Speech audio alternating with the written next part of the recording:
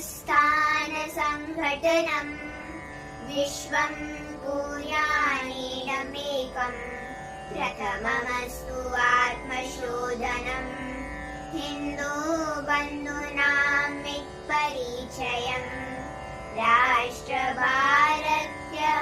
अस्तु द्वितीयम् इतिहासस्य सुष्ठुरक्षणं विराट हिन्दुस्थान संघटनं विश्वं भूयानीडमेकम् आद्यकर्तव्य तृतीयं Sanskrit साहित्यः पुरसारणं हिन्दूहितार्थ आवश्यकमिदं संस्कृतवाण्यः सुरक्षणम् सर्वजनैस्तु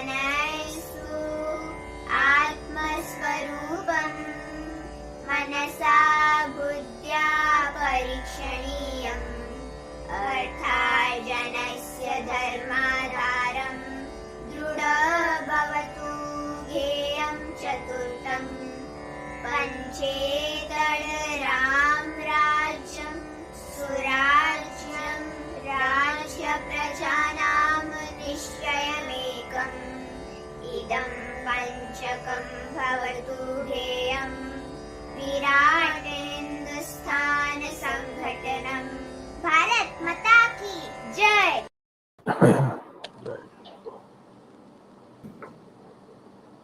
So I request Dr. Ajay Sankhe ji, our VHS President Maharashtra, to kindly speak about what is our Virat Hindustan Sangam Abhyasika and what is the purpose of this VHS Abhyasika. Please, Dr. Sankhe, over to you. Yeah, thank you, Ajay. First of all, we are very glad to welcome Dr. Swamy, founder of the Virat Hindustan Sangam. This is called as Virat Abhyasika. So Abhyasika means it's a study group or an empowering group. Once Dr. Swamy, one of the meetings, he commented that the highest per capita IQ is in VHS. So I was quite amused and also very happy about it. But it is not sufficient to have a collective intellect of so many people together. It needs to be shaped, it needs to be challenged, it needs to be molded in a particular way that we can, as an organization, we can actually shape the future of our nation in a particular way, for which the VHS organization has been made. So with this in mind, VHS Maharashtra started this Virat Abhyasika with mainly three purposes. The first purpose is to make sure that all our VHS members are enlightened and empowered and educated. I'm on a TV program.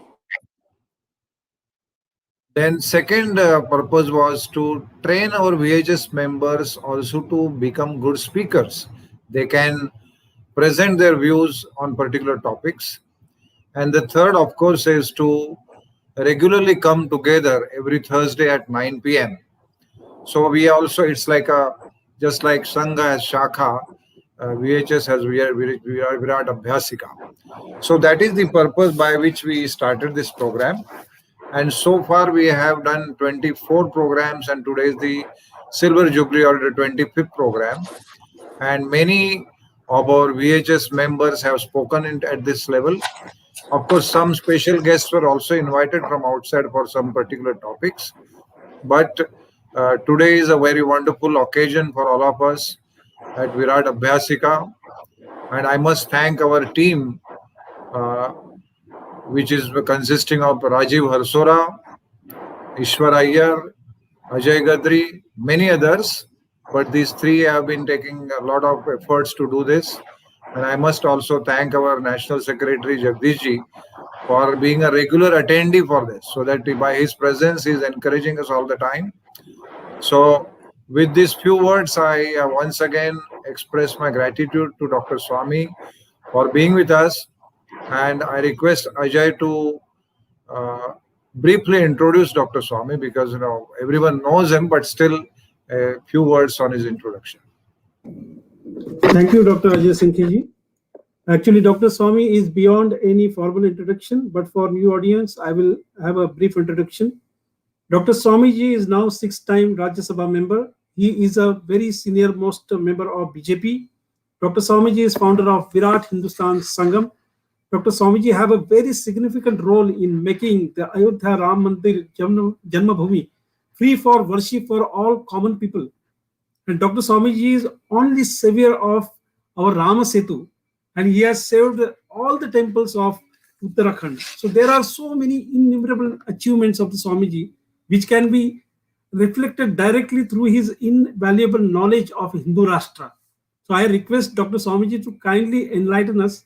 Before that, I will once again request everyone to kindly raise their questions only after the speech of Dr. Swamiji, and it is to be raised through chat box only, and which is shortlisted by Dr. Dr. Sankhi and Jagdish Shetty ji. So all to you, Dr. Swamy. Sorry. Dr. Very Swamy, kind. do Oh, you yes, have the sorry. mic on, Dr. Swamy? Let me see. Clipped on. Do you have the mic clipped on? Oh, sorry, somebody is muting. 1 minute. Dr. Swamy, you have muted yourself. Can you unmute, please? I there you done? go. We're good. We are good. Okay, we are good. No, it's okay. Okay. I have to thank the VHS Maharashtra and its president, Dr. Sankhe, and his colleagues for this opportunity. Just one small correction on the introduction. I've not been 6 times to Rajya Sabha, but 3 times to Rajya Sabha and 3 times to Lok Sabha. Sorry, Swamy. Okay. Sorry. No problem. Today is a very important topic because that's the core of this entire political movement that is called Sangha. I mean, in the form of Jan Sangh and now BJP and all this other associated organization, and of course the foundation laid by the RSS. And so therefore we have to reach a stage not to establish Hindu Rashtra, but because Hindu Rashtra is already established. It's only we don't know about it. And to give it more dimensions and more clarity, more focus, that's the thing that I am going to point out to you today. How do we go about? That's why I say we must be clear about the concepts. We must be clear about the dimensions of Hindu Rashtra.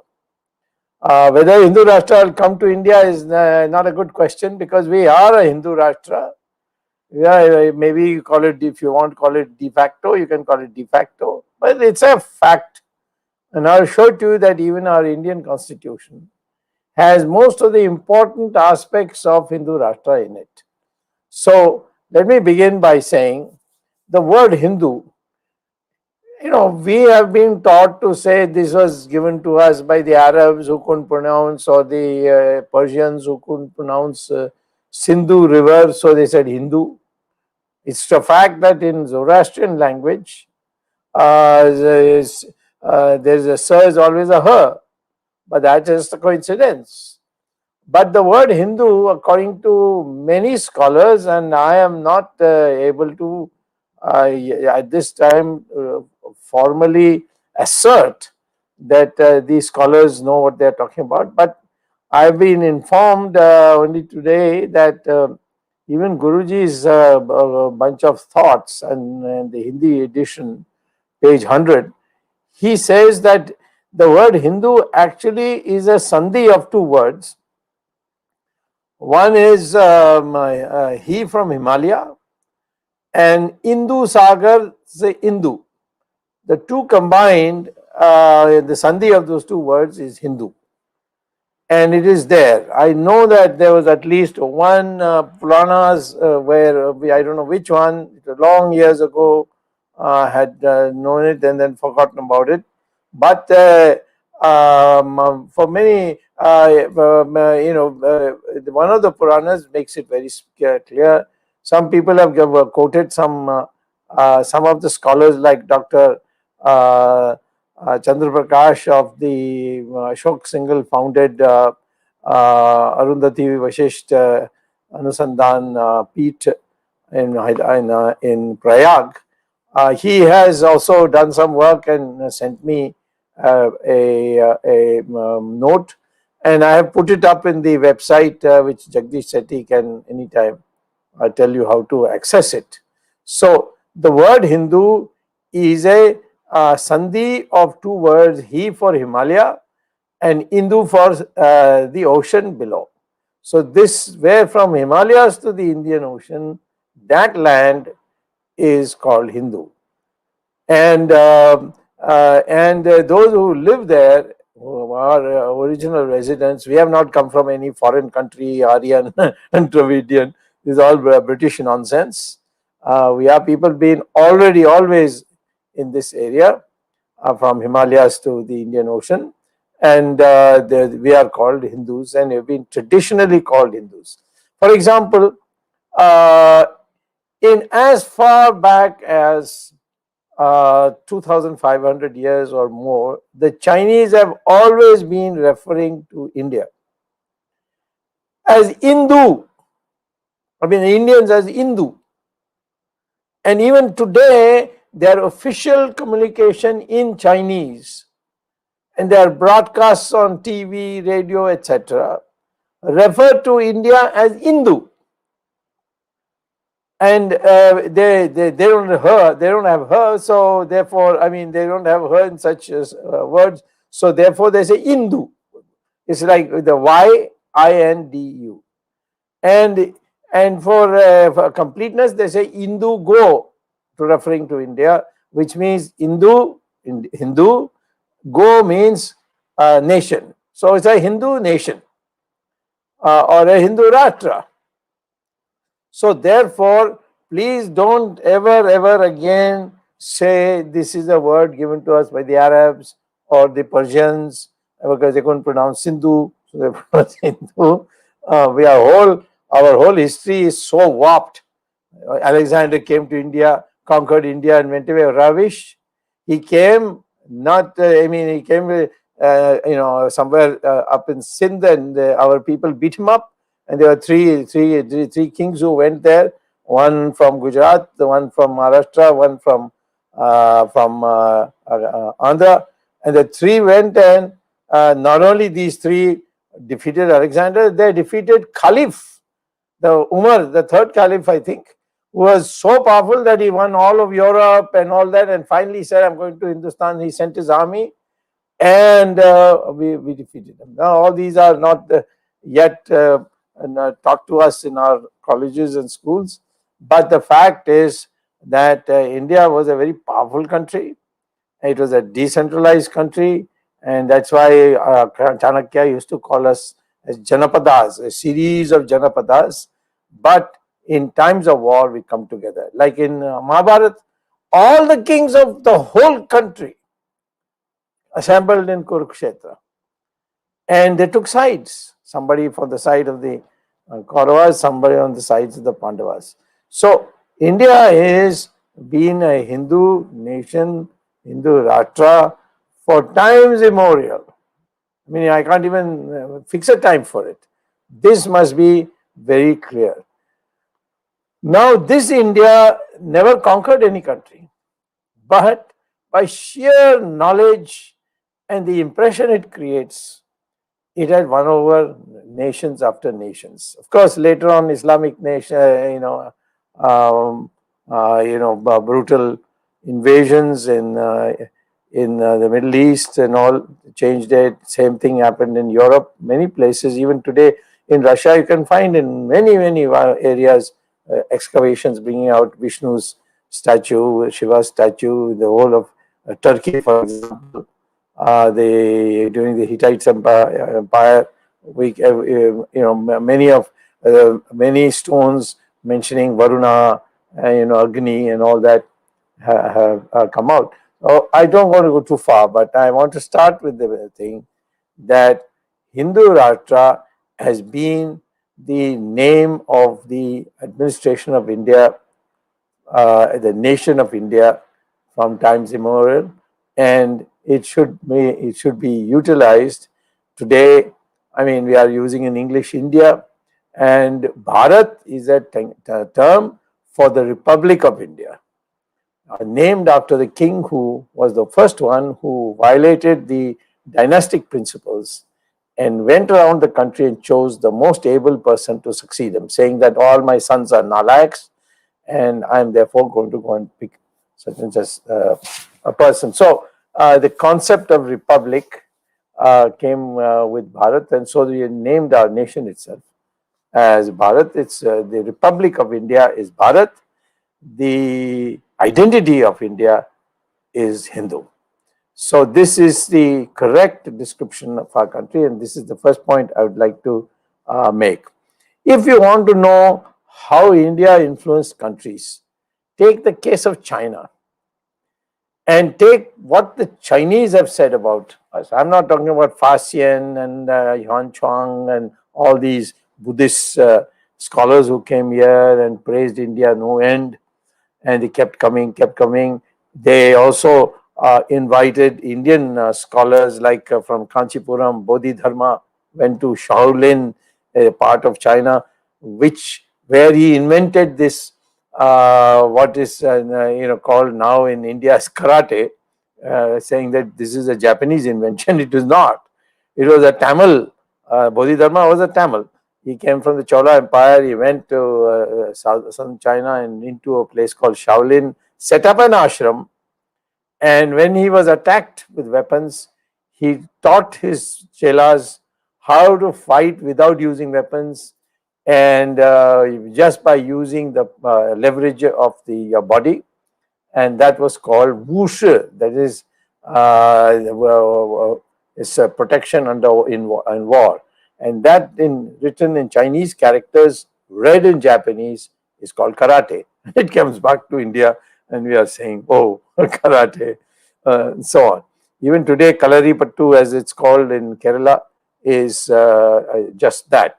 So, but if you want to see how we influence the countries, Southeast Asia, Indonesia, so many countries, without firing a single shot or letting off a single bow, opening a bow and letting off an arrow, you have to read a speech given by the president of Harvard, president of Beijing University. It was called Peking University those days. A great poet and scholar called Dr. Hu Shi. He also became later an ambassador to the United States and UK, and he was also a president of Peking University. And so he wrote he gave a speech, and the occasion was 300 years of Harvard University's anniversary. Harvard University was founded in 1636, and it grew and grew. In 1936, 300 years later, it had become world famous university. So they called scholars from all over the world, and from China they called Hu Shi, and Hu Shi gave a speech. And what did he title? Even today, anyone who goes to the Harvard University Widener libraries, their central biggest library, second biggest library in the world after the Library of Congress of the United States, that there is the tricentennial volumes of the celebration in Harvard. And if you go to that library and pull it out and search for Dr. Hu Shi, in English it is spelled as H-U-S-H-I-H. Dr. Hu, in Chinese always the last name is put first. And same thing in Tamils also. My name is Subramanian Swamy. My name is not Swamy. My father's name is Swamy. So, but Swamy is the name given to me. So, there the Dr. Hu speaks, and he titled his speech, to the shock of everybody present, "The Indianization of China a case of peaceful borrowing for 300 years. Now imagine that. And what does he say? He's not very happy about it. He himself was a Christian, and he felt that this is the reason why China is backward, is not being able to adjust to modern values, etc. But he describes with great admiration how the Indians came and gave every concept. He says when they spoke about their scriptures, people were fascinated by these stories of Mahabharata and Ramayana and so on, and they rapidly adopted it. And he said today in 1936, the problem with China is that it is completely Indianized in values. And therefore, if we want to grow, we must overthrow this Indianization and become Chinese again. So it's an admission in a negative way, but it's a great admission, and by a scholar, and he documents it fully. And of course, we know that. So you go to Indonesia, you see, I think Cambodia, Vietnam, most parts of China and the southern belt, you will see the enormous influence of ancient India in these countries in terms of ruins. So this China, which today says, and if you want to know about Wushu and all, I have written 2 books on this question of Hindu Rashtra. One is a book called Virat Hindu Identity. Virat Hindu Identity, which is a thin book, but it has the basic concepts. This is one book, and then another book called Hindutva and National Renaissance, and both are published by Haranand, and it's available in Amazon if you want. Otherwise, you can tell Jagdish Shetty, and I'm sure we can arrange to have it reach to you. So in these books, I have documented it at a great depth. Now, having said this, how wide is the term Hindu? Who all do we include? And for that, you don't have to go very far. Are the Buddhists also to be considered Hindus in the sense of being part of this great nation? Are the Jains also? These are religions which are born in India. So there the constitution is very clear. And I'll read out for you, because people don't believe it when I say it's in the constitution. But let me read out. This is in Article 25, explanation 2. Article 25, by the way, is a fundamental right, the freedom of worship. And so in that, there's an explanation given as part of the Constitution and in the Constitution, and thanks to Dr. Ambedkar, who was the genius who piloted the whole bill. Of course, the Fundamental Rights Committee chairman was Sardar Patel, and the president of the Constituent Assembly for he was Rajendra Prasad, and Nehru was nowhere. He was too busy with probably Edwin Mountbatten. So now, explanation 2 says, in subclause B of clause 2, the reference to Hindus shall be construed as including a reference to persons professing the Sikh, Jain, or Buddhist religion, and the reference to Hindu religious institutions shall be construed accordingly. So the constitutional definition of Hindu in the national sense, not in the religious sense or in the upasana paddhati as we call it, in that sense, that is in the constitution, in the sense of the community sense, Hindu means including Sikhs, including Buddhists, including Jains. According to me, Parmacharya was a great god on earth in the form of a sadhu sannyasi, Swami Chandrasekhara Saraswati, who was the guru of Jayendra Saraswati. He had taken somehow a great liking for me, so he used to give me lots of lectures. But in his own book, collection of his essays, there is one place where he says that Zoroastrians are also people who went from India, like the Buddhists and so on. They had differences, and so Zarathustra actually came from Saurashtra, and he then gave a set of codes. He didn't. It was not a religion in that sense, but it was mostly in terms of codes, and therefore they should also be included in the category of Hindus. But it doesn't matter. It's now the Hindu is anyone who is in Hindustan. Hindustan means from Himalaya to Hindu Sagar. So this is a concept we have to. So the origin and scope, I've made it very clear what Hindu Rashtra means. It means this geographical area, and it also means the value system which has been in centuries after centuries been adopted. One is the value system which we get from the Shruti, that is God given. That means Rig Veda, Samveda, Atharva Veda, etc. These 4 Vedas, and the Purana, the Upanishads, and so on. And the other is Smriti, and that is Manu code, Yajnavalkya code, Mitakshara, etc., etc. These are codes of behavior.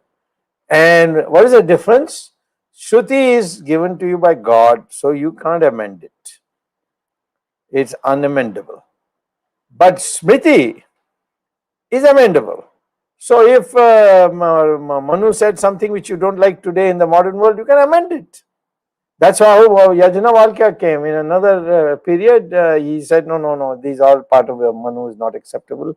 And so it's a code which you can amend over time. So therefore, those who say Manu said like this, Manu said like that, Manu is gone.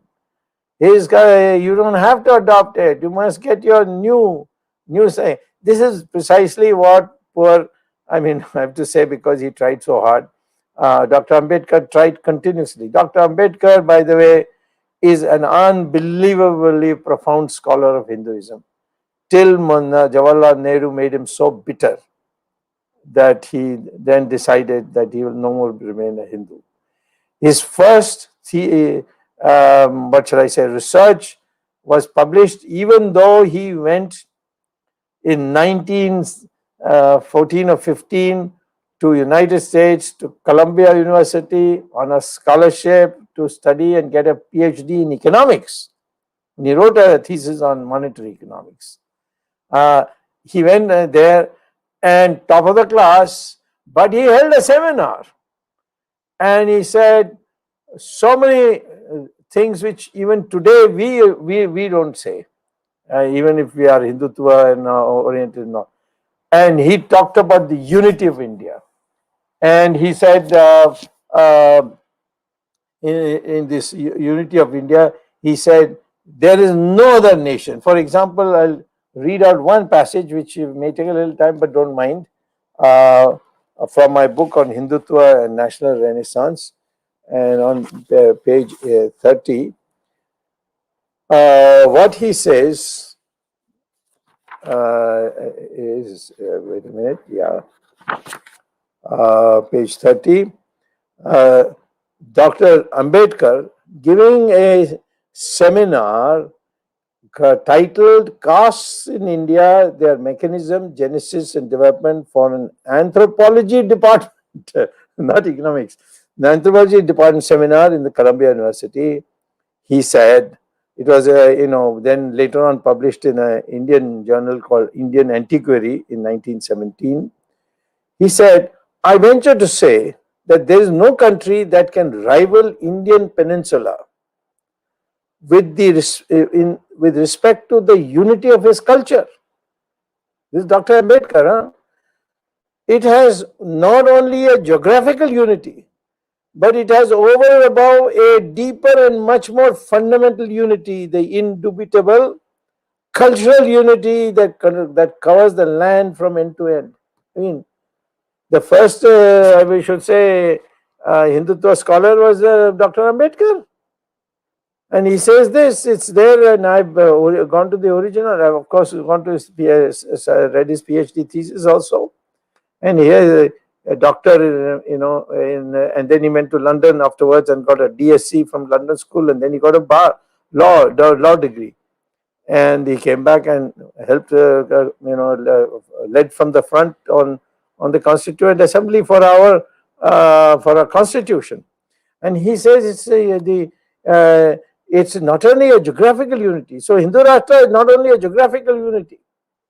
Hindu Rashtra is also a more fundamental unity, the indubitable, that is, it's unbeatable, unimaginable, beyond all the past history, the cultural unity that covers the land from end to end.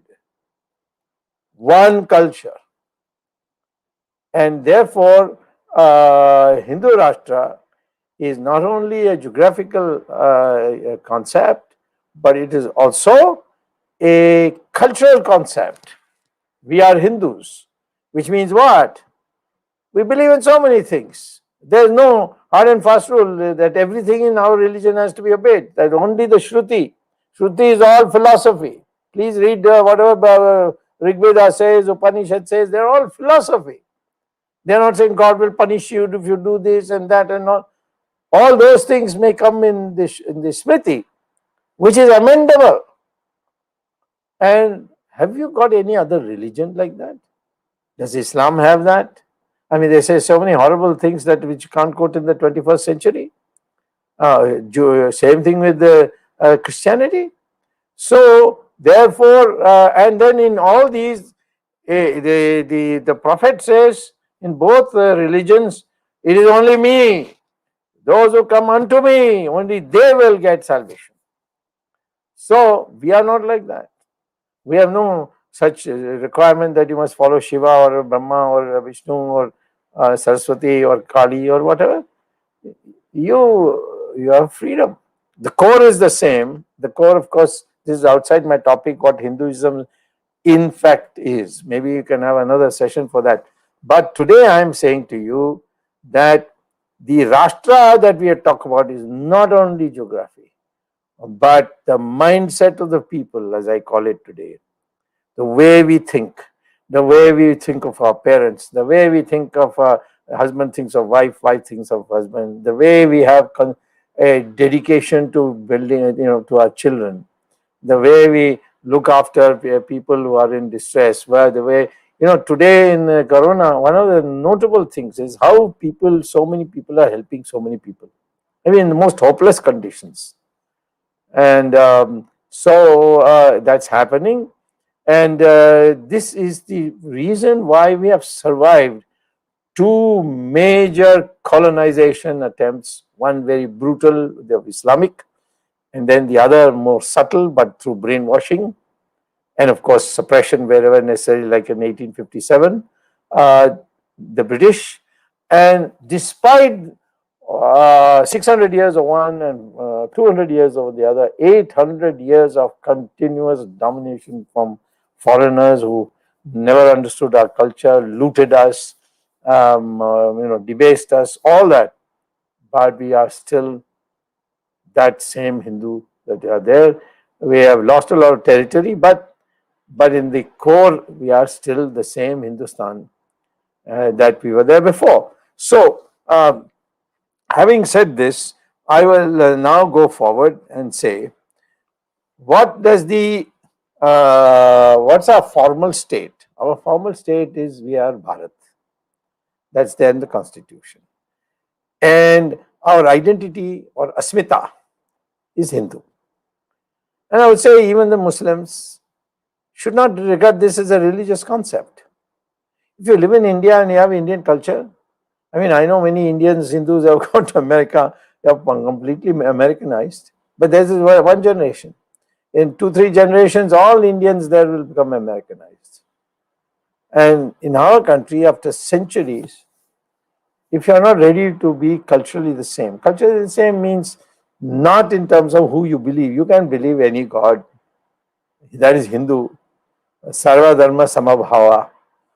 So that is long and we like to think big. For instance, in Panchatantra it says, Aham nija paroveti kanuna lagu chetasam udara charita namahu tu vasudeva kutumbakam. They regard the whole world as one family. So there's no issue on that. But are you a Hindu? The Muslim should say, yes, I am a Hindu because I'm part of this. I was born here. My ancestors are here. How do I know their ancestors are from here? Because their DNA says so. Maybe somebody came here and produced a harem and then produced a lot of children. But then over the years, the same people here, their children and children, over the years, the DNA is modified.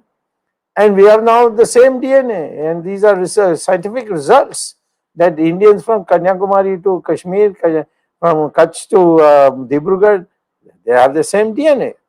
And so that DNA being one, we are one people, and therefore we must have one culture, one attitude to women, one attitude to children, one attitude to forefathers, one attitude to environment. The Hindus are all the time worshipping the environment.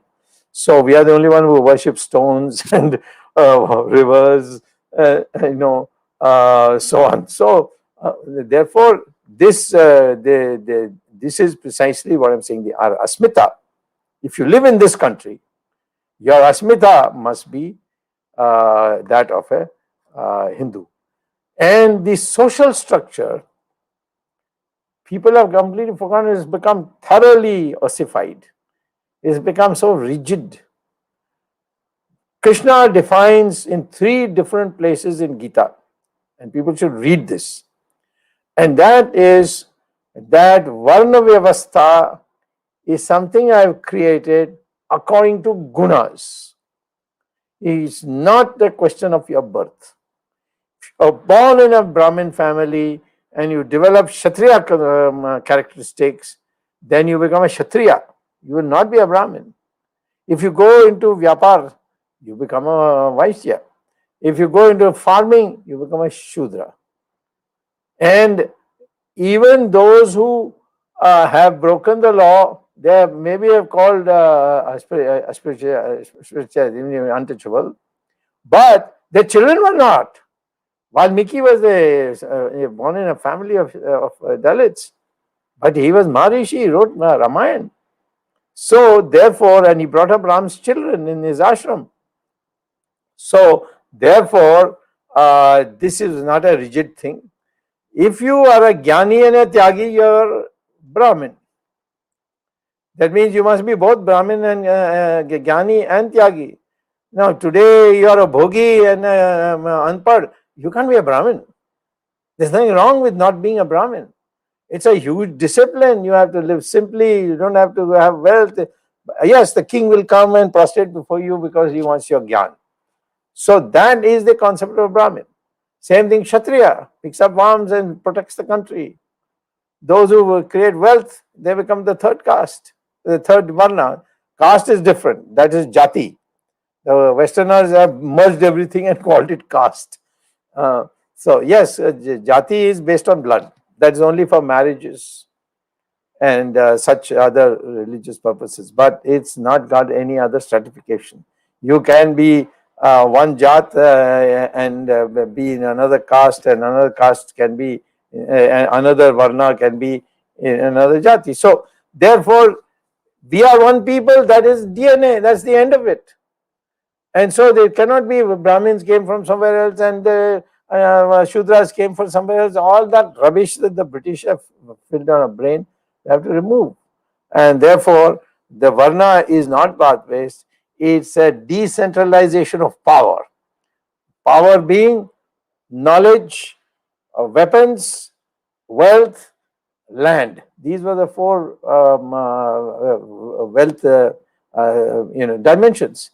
And each one will be separately given. No one can have all 4. No one can have all 3. Today, of course, all politicians want all 4. So they are grabbing land. They are grabbing, getting bribes. They are using violence against their opponents, and with arms and so on, and even murder them. And of course, they claim to be Jnanis, even though they haven't studied anything. So this is the aspect I want to. Now, is our nation a Hindu Rashtra? In what way can we define it? That it doesn't apply to any colony. Anybody starts a geographical unit and say, see, look at this India. After partition, which was forced on us, Churchill said, this nation will not survive beyond 1950. They have nothing in common. They will quarrel. They'll kill each other, and we will be asked to return to take over. Nixon said India is really only 20 countries. I don't want to think of India as one country. This is Richard Nixon. Now, they've been predicting that India will fall apart. The Tamils are going this way, and that fellow is going that way, and this fellow is going. Nothing has happened. India, if at all, has expanded a little. Sikkim became part of India. So we have expanded a little. And in our constitution also, Article 1 makes it clear, no government can give up any inch of land. They can add, but they cannot subtract. So tomorrow it says give Kashmir to Pakistan and the Aksai Chin to China. That is unconstitutional. Even for a small village called Beruberi near Bangladesh, which we had promised them that we would give them, we have not been able to give because the Supreme Court says no, Article 1 is in the way and it's an unamendable article. You can't amend it. So therefore, we are a Hindu Rashtra for two reasons. And this is due to Samuel Huntington, a professor of political science in Harvard. And he said that if you have something called, if a public has what he called a salience, which means placing national identity over sub-identity. We do that whenever there's a crisis. After all, USSR has broken into 16 countries. Yugoslavia has broken into 4 countries. Pakistan is broken into 2 and maybe now break into 4 more. And Indonesia also, a small part. So many countries, Czechoslovakia is broken to 2. So many countries are broken up. But India, which was supposed to break up, has not only not broken up, it has expanded a little. And I expect that we will expand a little more in the future and retrieve, not take anybody else's land, but retrieve what we have lost. So this nation, why is it a nation? Because number one, when the chips are down, the Indian always places the national issue above his regional issue. What happened in 1962? Even the Chinese told me once, I'm really surprised. Your people were so thoroughly defeated in 1962. And what did you see? The people rose as one and we had to leave. And actually, the Chinese had come down to Tezpur and then they withdrew and went back beyond what is called the Macmoon line because they saw this reaction. Any war that is taking place in Pakistan, people have set aside all differences and must defeat Pakistan. So this is a quality called salience. And if there is no salience, you cannot be one people. This is what Professor Huntington said. The second thing is called substance. That is, we recognize what is common amongst ourselves and we celebrate it together. Do we not celebrate Diwali from the length and breadth of India as one? Do we not recognize Ramchandra ji as one? Length and breadth. Nobody says, UP wala, who the hell is he to come here?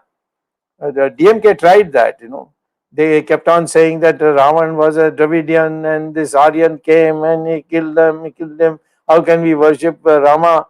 And so on. In the end, it was turned out that Ravan was actually a Brahmin and he was a great accomplished Brahmin. Samaveda, he could recite like that and Lord Shiva used to come whenever he wanted to come. But he was a Asura. So, and there was no caste about it. Rama was a Kshatriya.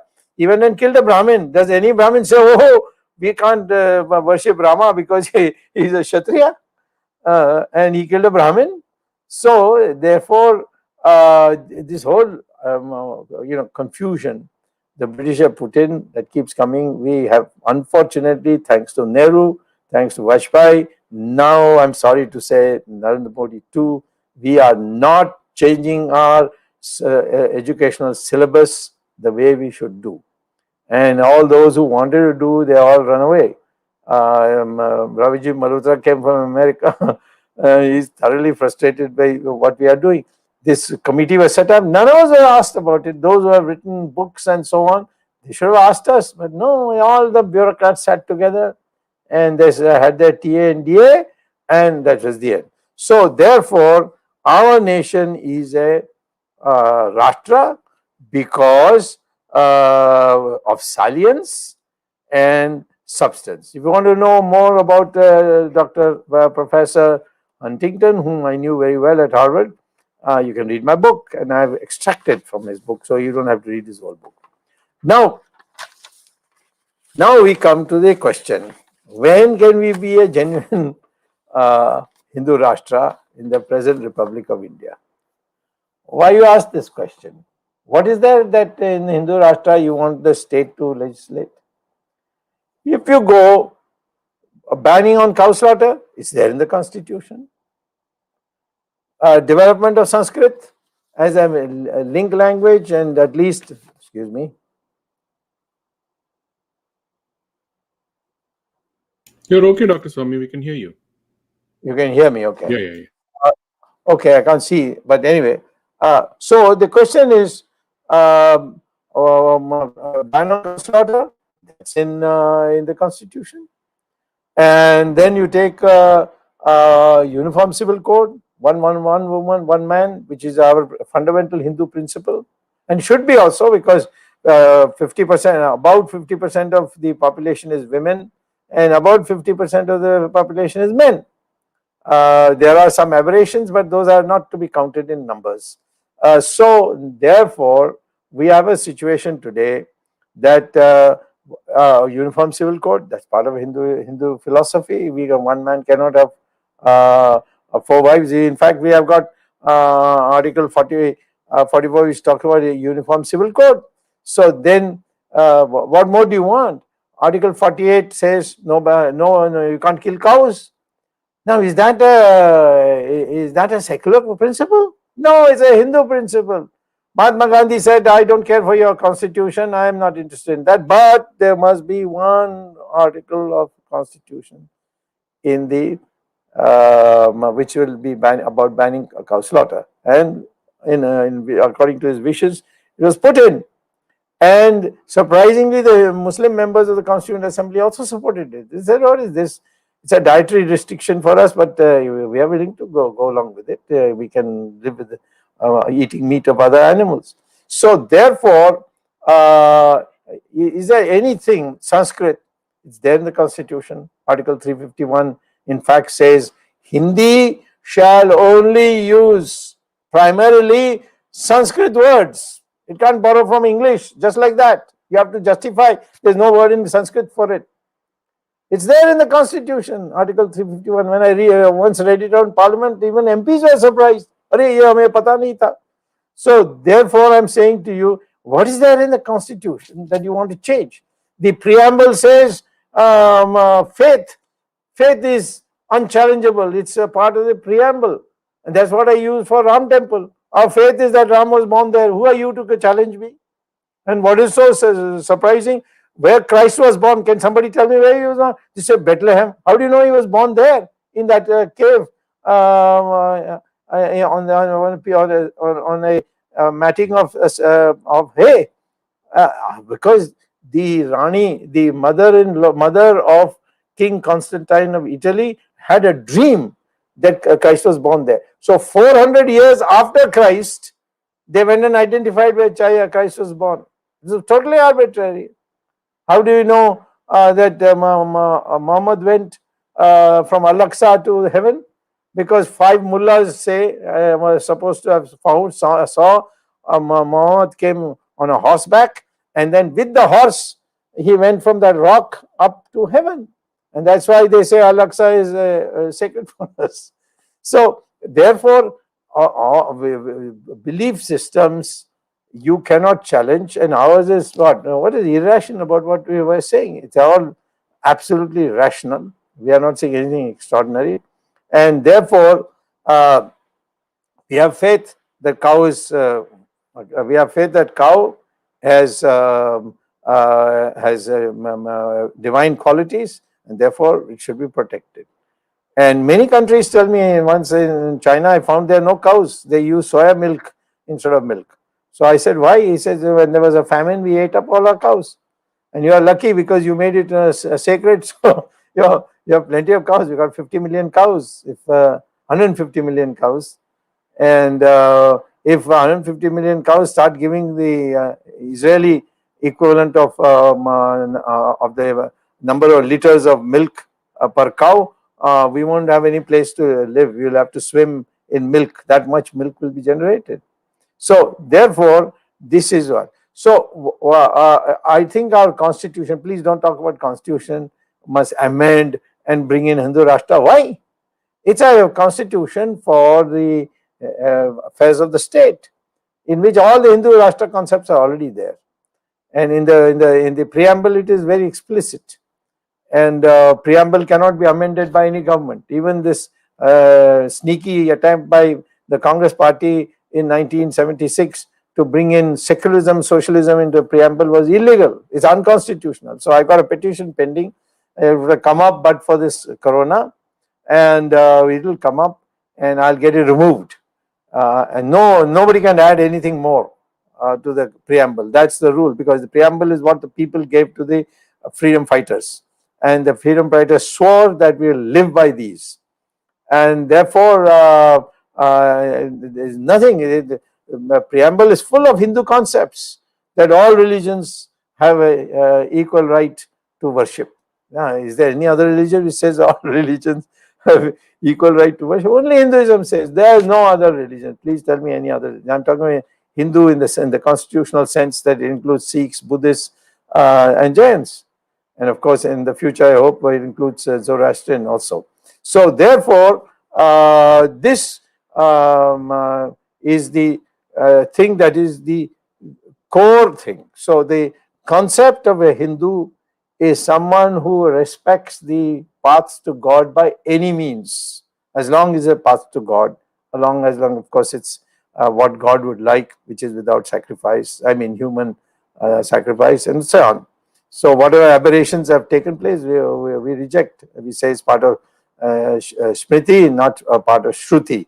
So this brings me to the final point, and that is, what is the dimensions of, would you like, of what are the dimensions you want of Hindu Rashtra?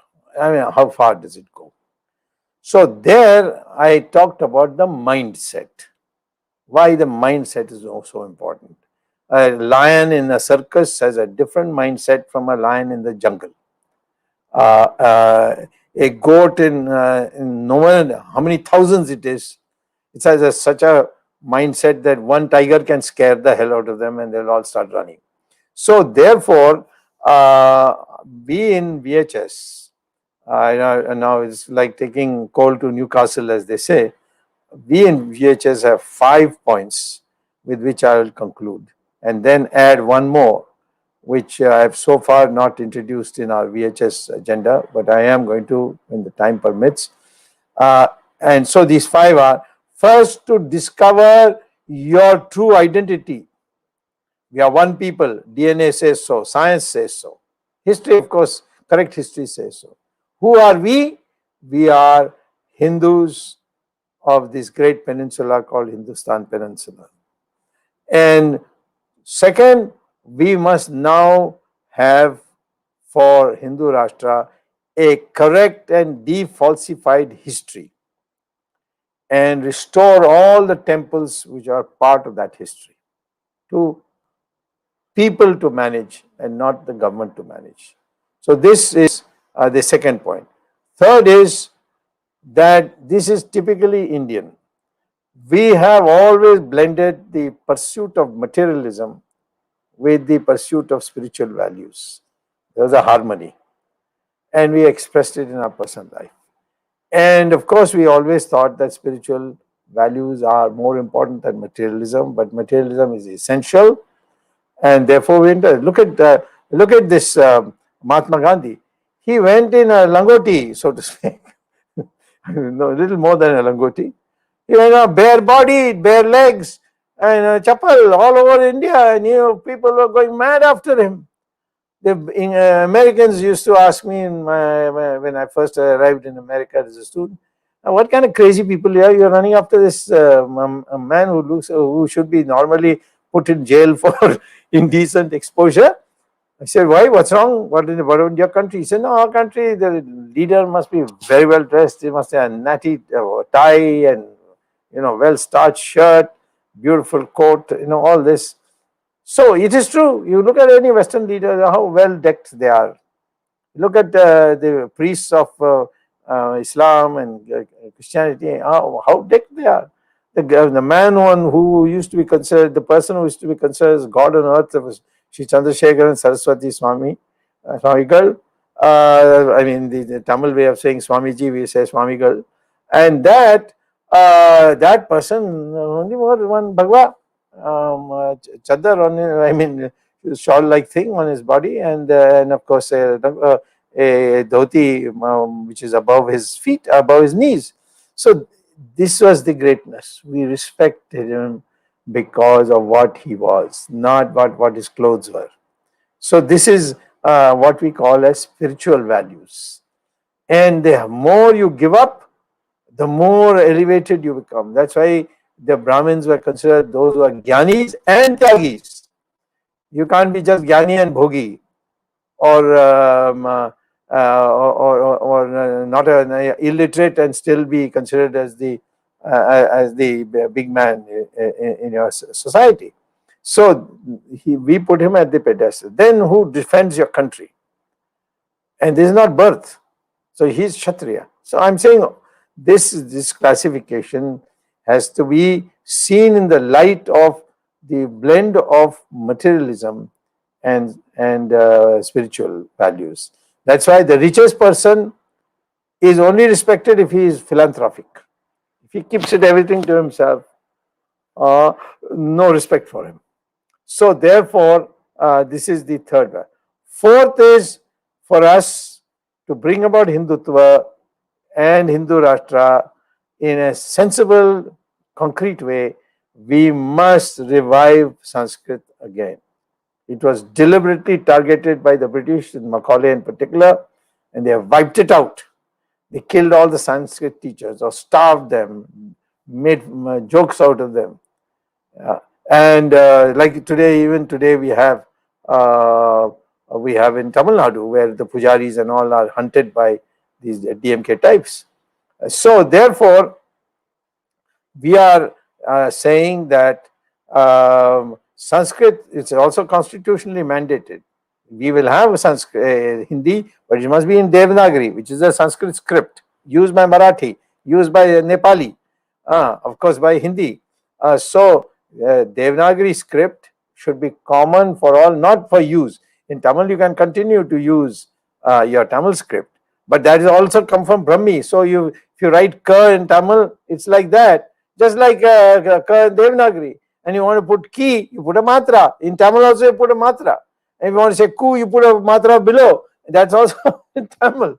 So I mean, they are all similar. They all come from the same Brahmi script. And so Devanagari script should be an additional script for everybody to learn. So that if you are driving your car, you don't have to have one extra milestone for English in English alphabets. So Sanskrit must be revived, and now after artificial intelligence, scholars have said that future of artificial intelligence will depend on storing knowledge in Sanskrit in the computer, because no other language is fit for the computer. And even the spelling, if you put PUT, it's put, and if you see BUT, is but. So the computer will get confused, like in Y2K. You can get confused here also. So Sanskrit is the fourth, and finally Ram Rajya as the basis for our governance. What that is, I have already given another lecture to the Chinmayanand school in Coimbatore recently. In the future, I would be happy to describe what Ram Rajya governance actually means. And on that basis, these 5 points, and then the world has now appropriated what our rishis have been saying for centuries, that intelligence is not only cognitive intelligence, how much mathematics you know, how much physics you know, but it is emotional intelligence, how do you deal with people. Then is social intelligence, how do you deal with the environment, your society. Then moral intelligence, that you will not try to overtake somebody by bringing him back, which is what is the current situation even in BJP. So you will definitely compete, but you will not harm the other person so that you can get ahead. And like that, innovation. Everybody knows all progress in the world, jump starts have come because of innovations. And so you need an innovation-minded intelligence development. So these 6, and then there's spiritual intelligence, which tells you your mind sends out waves. So send it to the cosmos, which we call as the Brahmand, and connect to it by tapasya. You will get a pouring download of knowledge. That is what distinguishes geniuses from ordinary people. Their brain waves connect to the cosmos or the Brahmand, and they are able to solve problems. Ramanuja used to give solutions, problems and solutions. And Professor Hardy used to tell him, but how? He said that I don't know. Saraswati came and told me this is the solution. So therefore, these are some things that in the past we have taught. And so Hindu Rashtra means an all-round development of our personality, and it should be based on values. And this is the thing. I've almost taken about an hour. Sorry, it exceeded my time, but then if I hadn't restricted myself, I would have probably taken a couple of hours at the rate I was going. So thank you very much for this invitation, and I'm ready for questions. Thank you, Dr. Swamiji, for clarity of your thought process on Hindu Rashtra. I request Dr. Sankheji and Jagdish Shetty to quickly take a couple of questions from our chat box connected to our topic. Yeah, I think Rajiv himself had some question. Rajiv, you can put your question. नमस्ते स्वामी जी. नमस्ते. Sir, Bharat को हिंदू राष्ट्र तो आपने कहा कि it's already Hindu राष्ट्र. अभी VHS वॉलंटियर्स काफी ग्राउंड लेवल पे हम लोग धीरे धीरे इस दिशा में काम कर रहे हैं. तो मैं चाहूंगा सर, हिंदू राष्ट्र पर्टिकुलर सब्जेक्ट के ऊपर आप कोई हमें मार्गदर्शन गाइडलाइन देंगे तो सारे वॉलंटियर्स उस दिशा में हम आगे बढ़े. पहला कदम जो उठाना चाहिए एक हिंदू राष्ट्रवादी होने के लिए, संस्कृत पढ़ो, संस्कृत सीखो. घर में बैठ के, घर में टीचर को बुला के करो, कॉलेज में स्कूल में कोर्स है तो उसको लेकर करो, ऑनलाइन होगा, ऑनलाइन भी आजकल बहुत है, उसमें करो, बट संस्कृत सीखने के लिए प्रयास करो. और हिंदी में जितना संस्कृत शब्द भर सकते हो उसको उसी को उपयोग करो. आई मीन आपका जो मंशा है उसको इस तरह से तैयार करो कि कोई और शब्द, अंग्रेजी शब्द नहीं लाएंगे, मम्मी डैडी के बोलेंगे. तो संस्कृत शब्द को, अगर कोई शब्द नहीं पता तो संस्कृत का शब्द ढूंढो और उसको उपयोग करो. ये है. दूसरा है, हर रविवार को सिर्फ भारतीय कपड़ा पहनो. ये सूट बूट टाई, ये हमारे मंत्रीगण भी हिंदू राष्ट्र का सरकार कहकर विदेश में जाकर बटलर जैसा, वेटर जैसा लगते हैं. बड़ा शर्म की बात है. हाँ, लोग मुझे कहते हैं ये क्या रूढ़िवादी बात करते हैं. अरे गांधी ने ये कितना बड़ा बैरिस्टर था, उसने सब छोड़कर आधा नंगा हो गया था. सरदार पटेल इन्हीं वो तो जिमखाना क्लब का हीरो था अहमदाबाद में। गांधी के प्रभाव से उसने बिल्कुल सिर्फ जवाहरलाल नेहरू इधर उधर करता था, टाई पहनता था जो विदेश में जाता। हमारे लोग भी ऐसे ही करते हैं। हाँ, तो मैं कहता हूँ कि ये माइंड सेट है। तो मम्मी डैडी के जगह में माता पिता का महिलाओं के साथ एक बराबर के रिश्ते, जैसी हमारी जो भगवान की जो राजधानी है उसमें संचालन के लिए सारे महिलाओं को दायित्व दिया है। सरस्वती को शिक्षा, लक्ष्मी को फाइनेंस और दुर्गा को डिफेंस। अरे पुरुष को कुछ नहीं दिया, तो किसी ने कहा नहीं नारद मुनि को दिया है इंफॉर्मेशन एंड ब्रॉडकास्टिंग। तो हमारी जो परंपरा है, इसीलिए सेनापति बने हैं महिला, रानी झांसी, तब कर्नाटक में रानी चेन्नम्मा, महाराष्ट्र में कितने महिला सामने आए। तो इतिहास में हमें किसी ने सिखाया नहीं कि एक एक कोने में महिलाओं ने अग्रसर रहे जब युद्ध भी करना था। महिला और पुरुष में जो फर्क है, जिस कारण से ये बलात्कार, ये सारी चीजें होती है, जो सबसे बड़ा अपराध है मेरी राय में, वो सब खत्म होना चाहिए। ये दहेज ने तो महिलाओं को बस, जब कोई लड़की पैदा होती है किसी घर में तो लोग रोते हैं, पुरुष होते हैं तो बस मिठाई बांटते हैं। तो ये सारी जो संस्कृति है, इसको बदलने के लिए आपके हाथ में है, और आप खुद एक प्रतीक बनिए हिंदू राष्ट्र का, और उसमें संस्कृत जानना, संस्कृत बोलना। ये मैं अनफॉर्चुनेटली, मैं तो मिशनरी स्कूल में, इंग्लिश मिशनरी स्कूल में गया था, और धीरे धीरे धीरे धीरे साधु सन्यासी जैसे स्वामी चंद्रशेखर सरस्वती इत्यादि, स्वामी दयानंद सरस्वती, कॉर्बेटो के, इनके प्रभाव में हम धीरे धीरे अपने को बदल दी। और मैंने हार्वर्ड में ही जब प्रोफेसर था तो मैंने वेस्टर्न क्लोथ छोड़ दी, तो बड़ा मजाक होता था, बट धीरे धीरे सब में फिर अप्रिशिएट करने लगे यूरोपियंस। तो ये जो है मम्मी डैडी, शराब पीना, नाइट क्लब जाना, ये सब धीरे धीरे कम करते जाओ, बिकॉज ये सब हमारी संस्कृति के अनुसार नहीं है। ये तो विदेश में हमारी दिवालीपन निकालने के लिए उन्होंने ये हमारे ऊपर थोपा है।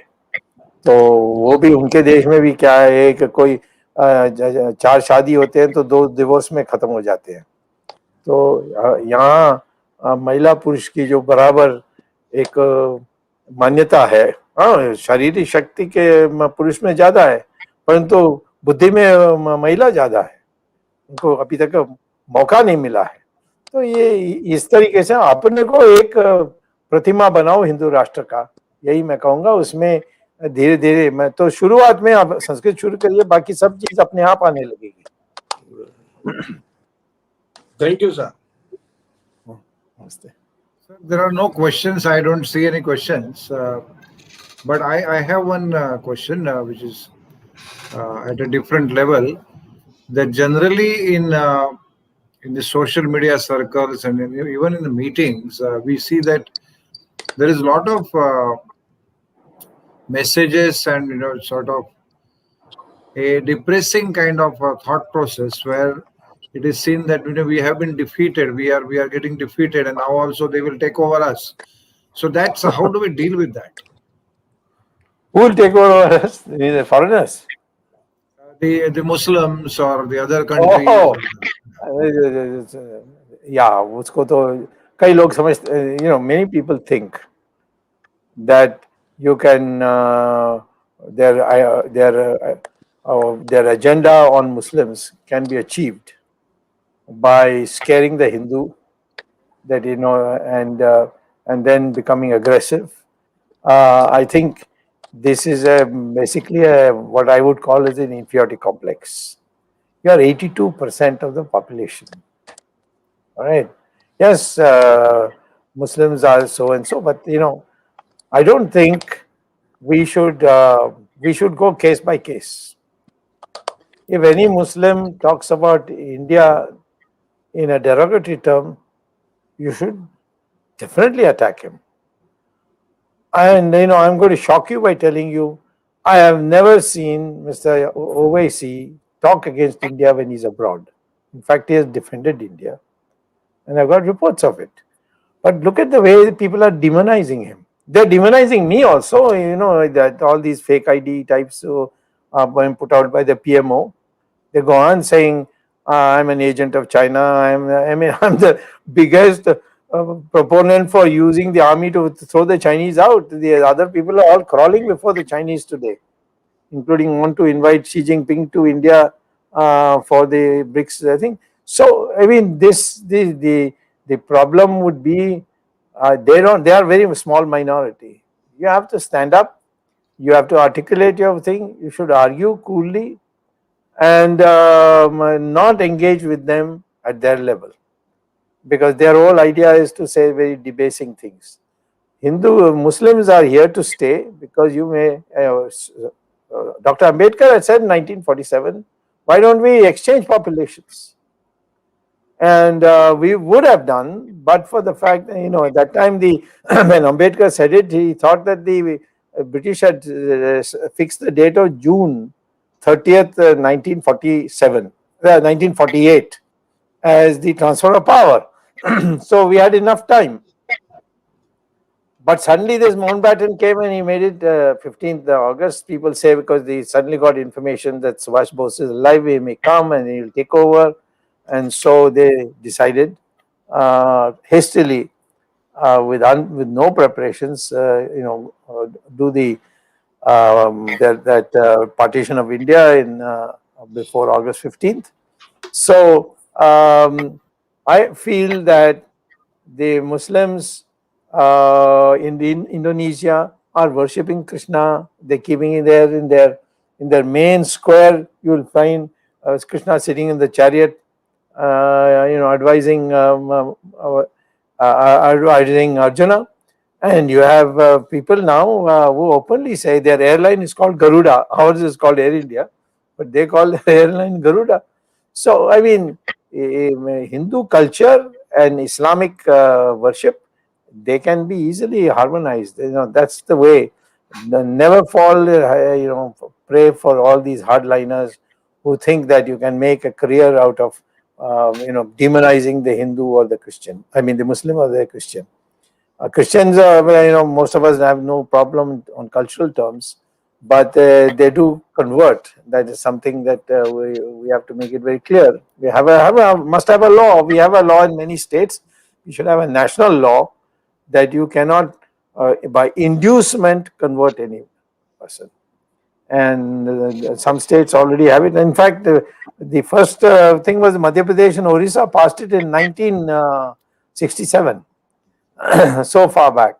So we need a national law, and conversion should not take place. We should ensure that Hindus never go below 80%.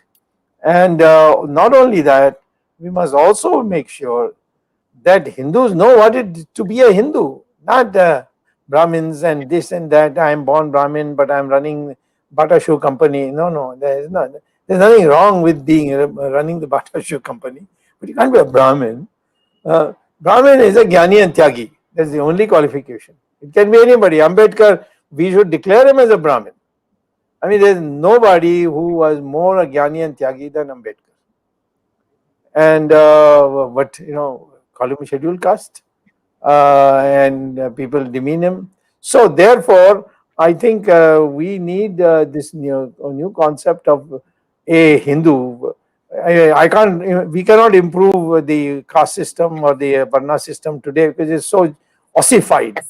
So start with the principle that I will only think of myself as a Hindu and nothing more. I don't care what his past is and all that. I just know that a Hindu is a Hindu is a Hindu. That mentality, we can defeat anybody. Nobody can put us down. If 600 years of brutality could not convert us, and 200 years of brainwashing could not convert us, you think that these 150 million Muslims or 200 million Muslims, how much bigger they may claim it is, they can convert us in this situation where we are all awakened? No, it's not possible. So they shouldn't get frightened. In fact, you should see that the Muslim increasingly accepts your culture and that the culture of India, and he can pursue his religion to its ultimate. But as far as culture is concerned, you can't mix it. You can't become start looking like a Arab and behaving like one. You can't have 4 wives because that is not a culture, and is not there in the constitution also. So that's the way to go forward. Dr. Yeah, Swamy, there's thank you, Dr. Swamy. Ramesh. So there's this very important question, Dr. Swamy. The Madras High Court has made an observation because some Muslims went ahead and filed a case saying that the Hindus were taking procession through their community or stuff like that. So they have made it very clear that saying that religious festivals or processions of any community cannot be prohibited or objected in a locality solely based on who forms the majority in that area. Yes. So nowadays Madras High Court is getting quite aggressive. Huh? Yeah. So Judges Kripakaran and Vel Murugan, so they have said this. They're saying that they had filed a pet saying that we should not allow these Hindu festivals to cross through my community or my road or my area. So just your thoughts on this. I think they stuck to the Constitution, correct? I hear it pretty much. Of course. You see, the Constitution gives you that freedom, but the freedom is subject to reasonable restrictions. If there is a challenge to public order, the state must move in. They will move in CRP, BSF, all that. If the state police is not got capacity to do it. But you hold it. Same thing if these people want to do namaz in a public maidan, you prepare, you allow for it. You make arrangements for it. Law and order is the job of the government, and the government must ensure that religious functions which are peaceful cannot be interfered with. Okay, there's Dr. Swamy. I know you put out a private member bill to the flood protection, but it's now since the minister promised to do something. Where are we on that promise? Which promise has the Modi government kept? Tell me. They have taken over temples in Uttarakhand till I went to a court and got the most important part. See, they took it over thinking the treasury will come into the hands of the chief minister. So I got that particular part cancelled in the High Court, but I said that's not enough. They must not even manage it. So came to Supreme Court. It was going to be listed. They knew they would lose, so they did the reverse gear. So I'm saying even on the question of uniform civil code, what is the hesitation about? Just say you can't marry more than one. Right now we have said about the triple talaq and things like that. We started thinking we will take it forward. Kashmir, why now let all Hindus go? 500,000 Hindus were driven out. Nobody talks about it. Every day there's some agitation in Delhi. My human rights are being violated. What about the fact that 500,000 people were driven out, and how many of them? In fact, the dirty slogan they propagated at that time is "Men leave and leave your women behind." This is what was openly prescribed. How can Kashmir? Kashmir is the land of Rishi Kashyapa. I can claim Kashmir is mine because my Gotra is Kashyap, you see. So you should reassert. That reassertion power is not there. We went and had an alliance with Mehbooba. I was the only one who opposed it. Everybody said, oh, Swamy is already talking about against the party. He's going to leave. He's going to Congress. He's going to this. He's going to... Even now, they go on saying that. I came to Jansang, and the Jansang people asked me in 1980, Vajpayee doesn't want you in BJP, don't come. I said, I'll not come because he has adopted Gandhian socialism. I didn't come to Jansang for Gandhian socialism. Pretty soon, Dr. Swamy. So as long as you have that, I'll not come. They dropped it. Okay. Then that day itself, the Sarsang Chalak Sudarshanji sent Ram Madhav to my house to say, come and have breakfast with me. And the process began of my coming back. I didn't come back. I never was in BJP, but I agreed to merge my party with BJP because that is my original party. That is, Jansang was my original party. I've never been in any other party. But come on, this lumpen crowd is getting legitimacy from our ruling classes. That is most dangerous. I can't say it because it will be overreaching and overdrawing the picture, but this is exactly what Hitler started with. A lumpen crowd who would go and beat up intellectuals, newspapers, and so on and so forth. But Indians have shown, this latest election should show that the Indian spirit is still alive. That made Mrs. Gandhi lose in the elections after the emergency. So I think this country is destined to be a democracy, and to protect it, we must ensure that no one is terrorized, and certainly not Hindus who have been terrorized for 1,000 years, 600 plus 200, 800 years, plus all these Nehrus and all the others, so on. So that self-confidence should come, that you can be both a liberal and at the same time a Hinduwadi. And Hinduwadi is the only one who can be liberal because he allows so many paths to God. Okay. Dr. Swamy, some couple of rapid fire questions. So Yes. basically, can Ram Rajya come in democracy? Well, then you must know what is Ram Rajya, and that you have a separate lecture. I gave one lecture to Yeah. that what is the character of Rama, which we have to emulate in our administration. And so, yeah, Ram Rajya, what is Ram Rajya? And you have to give examples how Ram, for example, I give you just one example which you have to expand. Lakshman told Rama in Kishkinda, why are we recruiting Vanars for our army? There is your Bharat is there. He admires you, loves you. He is refusing to take the throne because he says Rama is the only one who should take the throne. Just ask him to send the Ayodhya army, which is that time supposed to be the best in the country. Ask them to send the Ayodhya army, and we will go with that army. So Rama says, you will hurt the local sentiments. These army will come here. Who's going to feed them? The local people. And there will be only cooks and so on and so forth. And you can't build he says that you can't build a Rashtra. He uses the word Rashtra. You can't build a Rashtra by demeaning any part of India. Like that, there are so many such nuggets. You will see. Lakshman also said after after killing Ravan, why go back to Ayodhya? Sita is here, I'm here, I'll bring my wife also here. And you have got a kingdom, which is that time, because thanks to Kuber, it became the richest kingdom in the world. And he said, let's stay here. Then he said, no.